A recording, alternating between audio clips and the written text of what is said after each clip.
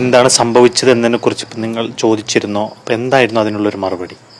സംഭവിച്ച കാര്യങ്ങൾ ഞാൻ ICU കിടന്നപ്പോൾ ഡോക്ടറിനോട് പറഞ്ഞു, കാര്യങ്ങൾ ധരിപ്പിച്ചിട്ട് മാത്രമേ ICU പുറത്തിട്ട് മാറ്റാൻ പറ്റൂ. അപ്പോൾ അതവിടെ വെച്ച് ഞാൻ പറഞ്ഞായിരുന്നു. ആദ്യം എൻ്റെ മോൻ്റെ കാര്യമാണ് പറഞ്ഞത്, കൊച്ചുമോനും മരണപ്പെട്ടു, അവൻ്റെ കാര്യമാണ് പറഞ്ഞത്. അപ്പോൾ കുറേ പ്രയാസങ്ങൾ, സങ്കടം, കരച്ചിലുമൊക്കെ ഉണ്ടായിരുന്നു. അതിനുശേഷം 2 ദിവസം കഴിഞ്ഞിട്ടാണ് ഡോക്ടർ സാന്നിധ്യത്തിൽ ഞാൻ ബാക്കിയുള്ള മരണങ്ങൾ പറയുന്നത്. ഫാനാണ് ഇതൊക്കെ ചെയ്തതെന്ന് പറഞ്ഞു. അവനാണ് ചെയ്തതെന്നും പറഞ്ഞു. എന്തായിരുന്നു അപ്പോഴത്തെ ഒരു പ്രതികരണം? അവനങ്ങനെ ചെയ്യൂല എന്നാണ് പറയുന്നത്. ഒരു പാറ്റയെ പോലും കണ്ടാൽ പേടിയാവുന്ന അവങ്ങനെ ഇതൊക്കെ ചെയ്യുമെന്നാണ് ചോദിക്കുന്നത്. എന്താണ് അവർക്ക് സംഭവിച്ചത് എന്നതിനെ കുറിച്ച് എന്താണ് പറയുന്നത്? അത് ഞാൻ പല പ്രാവശ്യം ചോദിച്ചു. പറഞ്ഞു കട്ടിലിന് താഴെ മറിഞ്ഞു വീണെന്നാണ് പറഞ്ഞത്. ഇപ്പോഴും ഇന്നും അങ്ങനെയാണ് പറഞ്ഞുകൊണ്ടിരിക്കുന്നത്. ഇപ്പം എങ്ങനെയാണ് ഒരു മുന്നോട്ട് പോക്ക്? എങ്ങനെ മുന്നോട്ട് പോകുമെന്ന് ചോദിച്ചാൽ എനിക്ക് ഒന്നും പറയാൻ പറ്റാത്ത സാഹചര്യമാണുള്ളത്.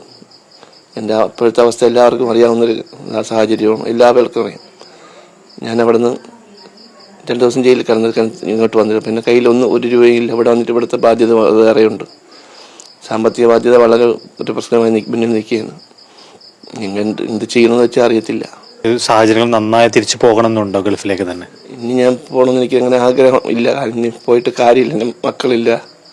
പിന്നെ ഞാൻ പോയിട്ട് മക്കൾക്ക് വേണ്ടിയാണ് നമ്മൾ ജീവിക്കുന്നത്. മക്കളില്ലാത്ത സാഹചര്യത്തിൽ ഇനി അങ്ങോട്ട് പോകണമെന്നൊരു ആഗ്രഹം എനിക്കില്ല.